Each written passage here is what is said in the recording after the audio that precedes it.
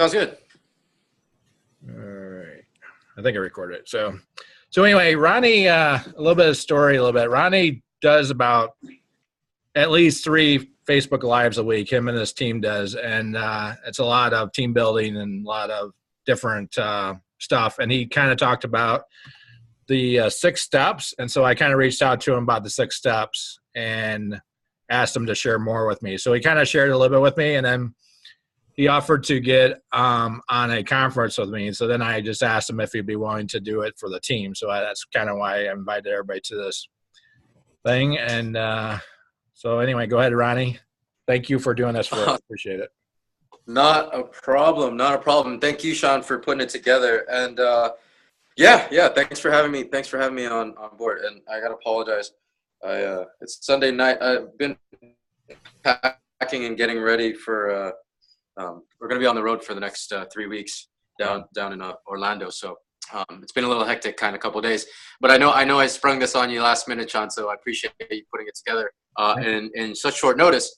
Yes. As Sean was saying, guys, and for those of you who are on live here and who will be listening to this recording in the future, we do live trainings every Monday, Wednesday, Friday at 3 p.m. Eastern. And one of the things that we cover, or we kind of touch back on a pretty regular basis, is something that we call the 6 steps. That's the lives that we do are between myself, Jason Ching, the diamond out of Hawaii, and Lady Bernal, double diamond out of California. And Jason actually, the 6 steps is pretty much his brainchild. It was a way for him to kind of synthesize information and help his team. Pretty much, a way to help his team take small steps to move forward, right? To progress their skills and move their business forward at the same time. I sent Sean kind of a brief outline of what the 6 steps are. So I'll have him, and I should have asked you this earlier, Sean, I apologize. I'll have Sean forward all of these, forward you guys these 6 steps, the outline, so that when you watch this video, you can follow along. But I'm gonna go over the steps 1 to 6. Sorry. I actually posted those on the little schedule invitation to the Zoom, so they actually would have them once they look at that invitation again. So sorry. Perfect. Awesome. So you're already a step ahead of me. Awesome, Sean. Way to go. I'm just I'll start off with reading off the outline, reading off each step 1 through 6, and then we'll kind of go dive deeper into it and flesh it out a little bit more. Okay, you guys good? Thumbs up. Okay, cool. All right, so 6 steps. Step number 1: get comfortable with talking to people. Right, that's a pretty big hurdle. And one of and really the crux of all these 6 steps, the majority of these 6 steps is really it's in the contacting and inviting. Right, we talk about 3 fundamentals on a regular basis. That's contacting and inviting, presenting or pressing play, and then collecting a decision. The second 2 fundamentals really hinge on the first one, which is contacting and inviting. Contacting and inviting tends to be the biggest bottleneck in our business. And so the first 3 steps, the first half of the 6 steps, is really getting good at contacting and inviting. And generally, most of the focus and effort and the skill that you're going to need to improve is the first 3 steps, because presenting and collecting a decision is pretty much automatic, right? Especially here with Yoli, we just got to press play and share our stories. That part is pretty easy. So what 6 steps really focuses on is the contacting and inviting phase, and that's why number 1 is get comfortable with talking to people. Number 2, get comfortable with forming. And for those of you guys who don't know what forming is, it's I can't remember who started it. I want to say I learned it from Big Al, but it's old school network marketing training. It's one of the oldest kind of fundamentals of our profession. Family, occupation. See, now I forgot it. Family, occupation, recreation, money, or motivation. Right? It's just kind of topics or subjects that serve as a guideline for you to to steer a conversation or to keep conversation going. So with the step number 2 being get comfortable with forming, it really means get comfortable with finding out more about the individual that you're talking to, right? And possibly identifying whether or not there's a need, they have a need and a desire for Yoli, and that Yoli could be a solution for, right? Number 3 is inviting. Now, once you identify whether or not they do have a desire and a need for Yoli, that Yoli can be a solution for, then you invite them. You invite them to take a look at a presentation, right? I may have a solution for you, or I may have a solution for that. If you're interested, just let me know, right? Just let me know. And what you're going to do with that is you're going to wait for a response. If it's a no, not interested, no big deal, I'm not interested, I'm not really looking for a solution, then you just keep the conversation going. You keep forming, you keep asking questions, you keep being interested in learning more about that individual. If the answer is yes, if they are more interested, and just to say, hey, look, it's going to take me about 45 minutes, half an hour to 45 minutes to show this to you. When are you free? Saturday or Monday? And then you book the BBP from there. Number 4, and hit me with a stop like this if I'm going too fast. I tend to do that. I've had a passion, but also just remember that I'm going to go back over this stuff in more detail. So number 4 is show the presentation. Just press play. You guys know that. Number 5 is once you've brought in a member, then you teach them steps 1 through 4. Right? You get them comfortable with steps 1 through 4. Which is, again, the first 3 are going to be the most difficult part of that. Number 6 is once you have a second generation, once you have your members have members, then you teach your first generation of people how to teach steps 1 through 5 or 1 through 4. Right. Yeah, exactly. And so on and so on. Basically, steps 5 and 6 are the duplication parts, and that kind of comes in when you start having a team and you're coaching and you're mentoring people, right? Which is why 1 through 3 are the most important part. And obviously, okay, so now we're gonna get into the meat of this, right? We're gonna get into the meat and potatoes of how this works and like what you can coach your people through, or you can work through with yourself. Generally, depending on where you are as far as your personal kind of skill set in terms of talking to people and developing rapport, then that will determine where you'll start in these 6 steps. These 6 steps are basically, you can take somebody who's completely afraid of talking to anybody, completely afraid of meeting people, completely afraid of, completely shy, introverted, doesn't want to leave the house, doesn't want to pick up the phone. You can start them from step 1. If somebody is a little bit more outgoing, a little bit more gregarious, doesn't have too much difficulty with meeting new people or talking to new people, then you can pretty much jump to number 2, where they're already, kind of teaching them how to steer the conversation in a way where you can identify whether or not Yoli can be a solution for them. But we'll get to that. Starting from number 1, getting comfortable with talking to people. We're talking about, and I speak for myself because I was not comfortable with talking to people at all when I first started this business. Basically, my hands would clam up. I'd be completely awkward in the conversation. It would just be the most painful thing to experience if you were ever watching me talk to a stranger or try to meet new people, right? But so if you're taking somebody that was that extreme in their shyness and awkwardness, you're basically going to walk them through very, very little small baby steps in number 1. Getting comfortable with talking to people for complete introverts is the hardest step, but you can't get to the other steps without getting to step number 1 first, right? Without getting comfortable with step number 1. If you have somebody that's completely shy, just for 1 or 2 weeks time, get them accustomed to going out and just saying hi to people, right? Saying hi to people in the grocery and then walking away, right? Not even starting a conversation, not even having any agenda, just saying hi and run off, right? sometimes that's really as much as a person can do. And I know that sounds funny, but you'll be surprised how many people have difficulty with that, Sean. I know, because I was one of those people. Um, and as another side note, generally with these 6 steps, you're going to be working with a coach or a mentor, walking you through these 6 steps, and until you've gotten comfortable with each one, until you've kind of progressed through each one. Um, um, yeah.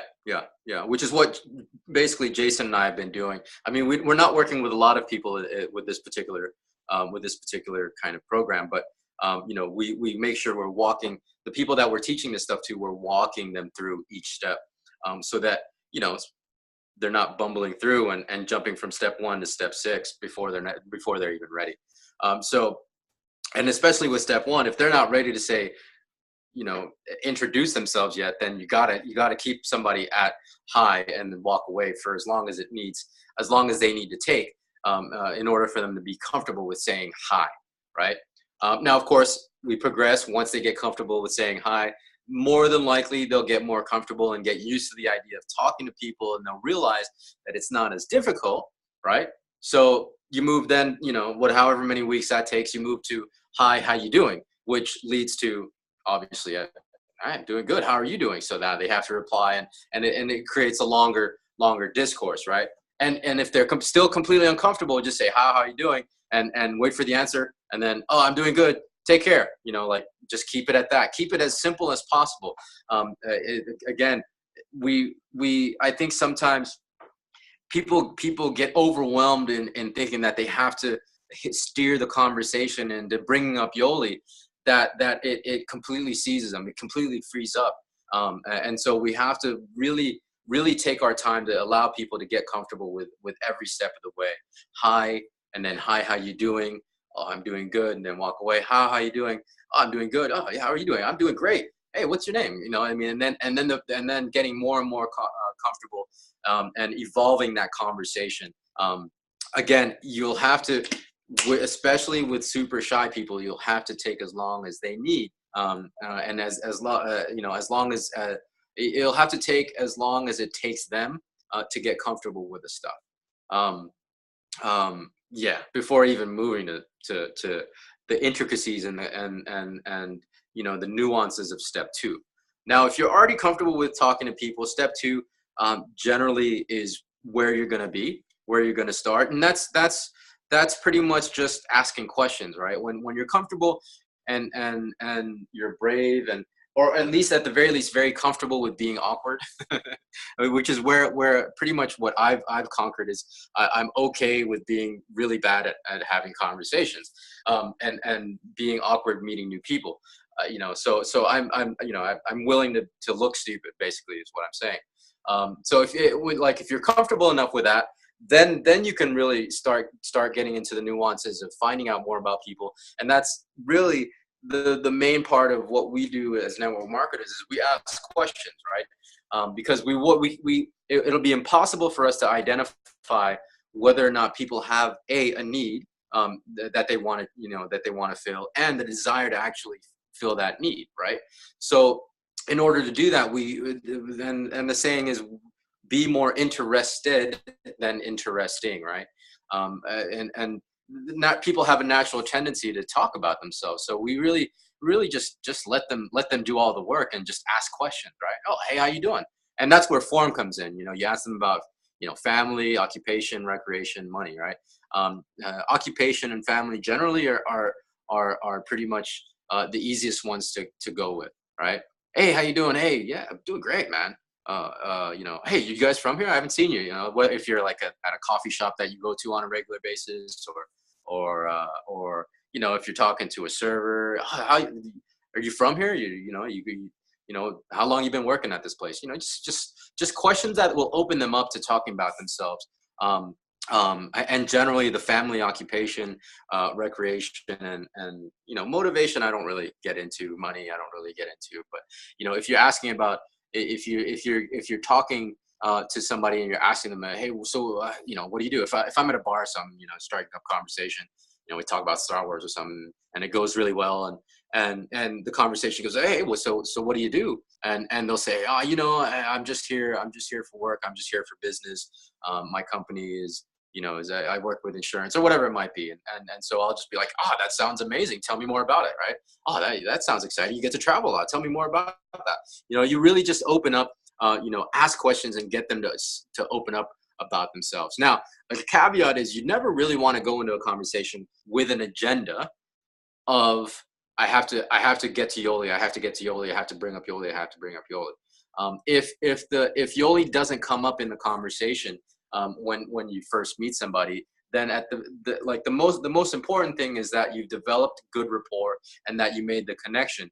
And then you can ask, hey, look, let's stay in touch, man. What, you got a Facebook, or let me get your number? And that's one of the best ways to grow your list. Because right now, I mean, I think one of the reasons why conversations become so awkward is because we do have an agenda in the back of our mind to talk to them about Yoli at the very first meeting. Whereas if we focused our attention and energy on making a good connection, developing a good rapport, and then adding that person to our list, adding them to our Facebook friends, then that's somebody that down the road we can develop a stronger tie with, a stronger friendship with, who we can eventually open Yoli up to, right? Like if again the conversation gets to a point where you guys are close enough that you can bring up Yoli, or if they're on your Facebook feed, they see you in Cancun, or they see you at the conference or whatever event might be, right? It just leaves the door open, and that's really the key to any conversation that you're having and developing any rapport or connections for your business. It's all about leaving that connection open, as opposed to, even when people say they're number threes, you always want to respect that and let them be number threes, because the timing just isn't right. At least that connection and that rapport is still there, that friendship is still there, so that maybe down the road, when the timing is right, or they really see a need for Yoli in their lives, they're going to call you, right? Because you've respected their decision on being a three, and you've taken the time to develop that friendship. You've respected that friendship. And it's not just about sales. Same thing if you're talking to a stranger, if you're meeting somebody brand new, you never want to go for the jugular right away, unless you've gotten super good and the conversation automatically has gone there anyways, right? Generally that takes either an incredibly naturally gifted conversationalist, which I was not, or be somebody that's been in network marketing and that's developed their skills and honed their conversational skills over time. All right. So generally it takes time. And again, number two, take as long as you need to take to work on this. At the very least, your list is going to grow. Your circle of influence, your circle of friends is going to grow. You may not necessarily bring up Yoli in that first meeting, but that's not what matters. That's not what matters. What matters is making that connection and growing your list, right? So forming, that's number two. Asking questions. Really, the key to number two is just asking questions. Have a genuine interest in people, and they will have a genuine interest in telling you all about themselves, right? That's an important thing to remember. And then once you get through number two, it's as simple as if somebody says, like, if the conversation is like, yeah, that sounds amazing. You get to travel with your company. They send you all kinds of places. I mean, I love to travel. That sounds amazing. Tell me more. I mean, you must love it, right? And then, they might identify a reason why they don't love it. Yeah, I mean, it's cool, the pay's good, but I'm away from my family all the time. You know what I mean? And I like, my kids are growing up, and I'm missing their school plays. I'm missing my son's basketball games. I mean, the pay is great, but like, I have no time. And if I don't go to work, then if I don't put in these hours that I'm putting, then I won't get paid, right?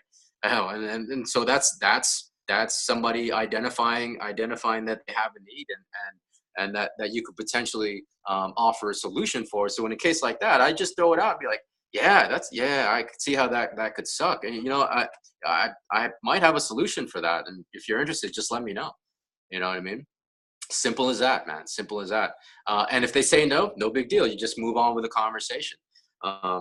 I didn't even talk about Yoli. I didn't even mention that I work with a health and wellness company. I haven't even talked about myself yet. 9 times out of 10, I barely even talk about myself. And it's all about the individual and hearing what they have to, hearing about them and telling us about their lives, right? If they say yes, simple as that's awesome, man. Well, yeah, I mean, the presentation will take me about 30, 40 minutes, 30, 45 minutes at the most. If you're Hawaiian, it'll take an hour because everything takes longer in Hawaii, right? And yeah, and so, yeah, it'll take about 30, 45 minutes. When are you free? Are you free? If you're free Thursday or Saturday, which one of those days will work for you, right? And then book the BBP, lock it in. Simple as that. Simple as that. Um, Yeah, yeah. Okay, cool. So that was number three. And if you've done your upfront work, right? If you've done your step one, step two, step three, you're forming. If you've done that all very well, by the time they agree to looking at a presentation, they already want what you've offered. They don't even know it yet, right? And that's the beauty. That's the beauty of doing that upfront work, that contacting, inviting. The beauty of getting that right is that if you do it well, if you really get good at it, then everything else falls into place. Like the BBP, the presentation, the collecting a decision already is on autopilot, right? Because they already told themselves unconsciously that they want what you're going to show them. So before they even sit down in your living room or at the coffee shop, they're already looking to make a purchase at the very least. Become a PC of your products, right? Depending on how the conversation went. If you guys were talking more about health, um, um, and if they're three again, then you just keep the doors open and the channels and the communication and the friendship is still sound. The doors are still open. No bridges have been burnt, right? Okay, so moving on to step four. Basically the BBP, simple as that. Just press play. And you guys all know how to do the BBPs, tell your stories, collect a decision, right? Simple. There's no script for any of that. Obviously, craft your story for the BBP. Make sure it's not like War and Peace. You know what I mean? Don't make sure it's not 3 hour long. The dissertation about your life since third grade. You know what I mean? Make it not nice and concise. Hit the points. Talk about your before and after, and why you're doing Yoli. And then collect a decision, and then again respect what number, respect their decision, and tell them, all right, cool, man, no big deal. And then move from there. And then five and six again is all about duplication, teaching people and walking them through steps one through four, and mentoring them and coaching them, right? And of course that's more on kind of further level progression in your business. So again, I mean, it's really, the 6 steps really kind of depends on where you are individually in your progression, in your skill set, in your comfortableness. I don't know what the right word is, but where you are in terms of how comfortable you are talking to people and making new connections. As networkers, guys, if you want to do this full time, if you want to do this professionally, you have to make a habit of meeting new people every day. Even myself, I meet new people all the time. Now, granted, I live out here in the middle of nowhere, so I meet people when I'm traveling, when I'm at the airport, when I'm on the airplane, you know what I mean? Those are the opportunities I meet people. But I never miss an opportunity to do that, because I know that I have to keep my list growing and replenished, because I never know who out there could be my potential next blue diamond, right? Until I retire, I'm always going to keep looking to transform more lives. Now, the other caveat is, yes, and this is where I was early in my career. Obviously, I had difficulty and awkwardness talking to people. As somebody who's an introvert and somebody who's very shy, who didn't talk to people before. So these 6 steps really helped a lot. And obviously they weren't created in this kind of format until more recently, when Jason kind of synthesized it in this six steps. But I needed to really rely on them. However, it's the six steps isn't going to equate to success, right? Because the six steps is just the skill side of the game, right? So six steps is the how-to, is the mechanics of the game. And sure, as you go through the six steps, you'll realize that it's not as difficult. If you're shy and an introvert, you realize it's not as difficult as you might have thought it was. It's not as scary as you might have thought it was, right? Talking to people isn't as fearful, so you start to realize that and we've seen this happen with a lot of people that have gone through the six steps. They're realizing that it wasn't so scared to meet new people and make new contacts. There's that aspect of it, but however, if again, it is just skill sets, right? It's skill sets that, mechanics that we all need to learn. If you don't, one of the things that drives the skill set is you have to have a strong reason to go out there and conquer your fears, right? You have to have a strong reason why you're going out there and you're being uncomfortable, right? So if you don't have a strong reason to do that, I had a strong reason. I was busted, man. I was dead broke, and I was living at home. I was in my mid-30s, and I needed to do this business. I needed to succeed. So I had a strong reason why I had to force myself to be uncomfortable and follow these six steps. Now, if you don't have a strong reason why, you're going to be dead in the water, right? You have to have something that's motivating you to get out of your comfort zone every night or every day, to go out and meet new people and build your list and call your friends and family and invite them to take a look at Yoli, right? Without that, then none of this works. None of this works. Because okay, well, now you know how to do the like if you learn the six steps, now you know how to do it. But if you're just sitting on your bum every night watching Netflix and not actually implementing any of this stuff, then it's all for naught, right? Make sense? Yeah. Okay, cool. So yeah, I mean, I know I breezed, I kind of blew through this information. And again, the six steps really works better if you're being coached step by step. If somebody's walking you through and helping you, mentoring step by step. We generally don't present it in a training format, because it's more one of those things that it's got to be on its legs. You got to apply the steps in order to kind of learn from them, right? So I don't know, again, I don't know where each of you are in your progression, in your skill sets, but yeah, I'm happy to help you. Myself, reach out to Jason or whoever, you know what I mean? Like, or show this to your mentor, show this to your sponsor, your upline, whoever's helping you and coaching you, and ask them, hey, could you walk me through this? Could you coach me through the six steps? And if they have questions, they can reach out to me anytime as well. So whatever will work for you guys. I obviously don't want to step on your sponsor or your whoever your mentors are. I don't want to step on their toes. So, if you want to show this to them and have them walk you through it and coach you each step by step, I'm happy to talk to them as well. So how long did it take you to master the six steps, I guess? How long did it take you? Because you said you were basically uncomfortable for a while. And did you actually just figure it out on your own, or did someone teach you, or what? Yeah, it was kind of for Jason and I, it was kind of a mess up as you go.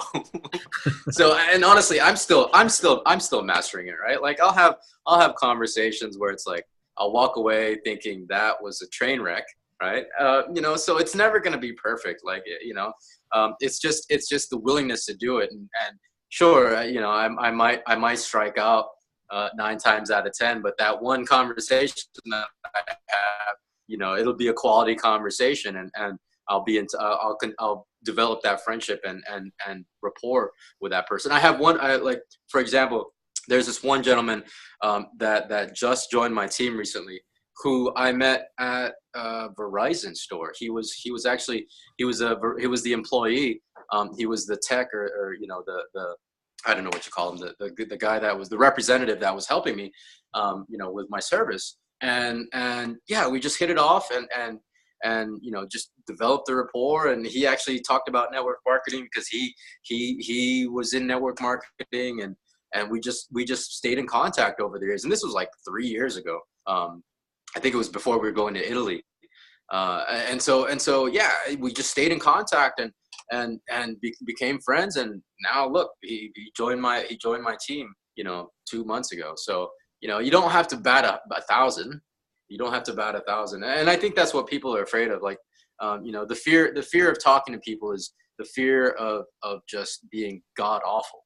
And also combined with the feeling like you need to do it perfectly every time. And really, you can be a complete screw up like me and still be a top leader in this thing, man. You can just mess up every step. And if you just do it enough, and do it often enough and consistently enough, then you will have that 1 out of 10 that'll be a home run, you know? So, but yeah, I mean, to answer your question, I'm still perfecting it. Like I'm a train wreck, man. When you find out that you messed it up, that conversation, do you ever go back and address that same person you messed up and try to rekindle the relationship or anything like that? Or Yeah, of course.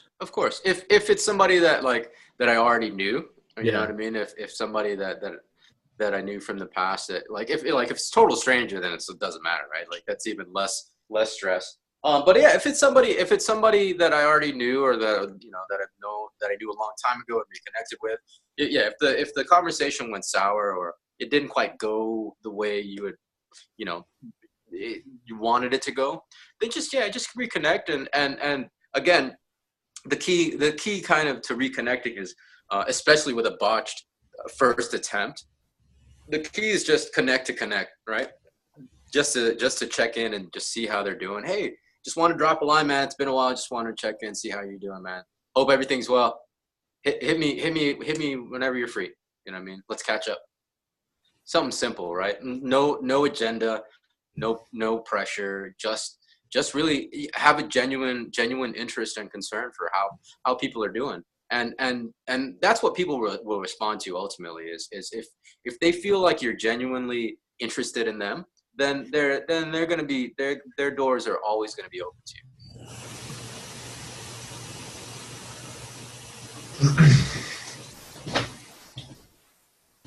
Anybody have any questions or anything? None right now. Awesome. All right. No, well, like I said, I mean, as you guys look at this, and kind of definitely go back and watch the replay, because I know, again, I was going pretty fast, but you know, you'll have questions. You know, as you implement, especially as you try to implement the 6 steps, you're definitely going to have questions and things like that, and with how to you know, these very kind of specific situational things, and that's where having somebody help mentor you and coach you through the 6 steps comes in. So yeah, just reach out to me, to Jason, Lady, anytime. But definitely reach out to your sponsors and your whoever's kind of mentoring and coaching you guys, so that you know, we're all on the same page, and I'm not, so, and also I want to make sure that I'm not contradicting anything that your line of sponsorship might be teaching, right? Okay. Awesome. I appreciate it, Ronnie. Thanks for all your time and expertise, obviously. Thank you so much. It's nice to meet you. No, absolutely. Likewise, John. Good to meet you. Or Scott, sorry, Josh. And it's good to meet you. And for everybody else that's on the Zoom tonight, you know, open door. Reach out to me if you guys have any questions. Sean's been really good about you know, contacting me on Facebook, reaching out if he ever has questions about anything. So you know, the same goes for the rest of you. If you guys need anything at all, if you have questions about anything whatsoever, don't hesitate to reach out. All right.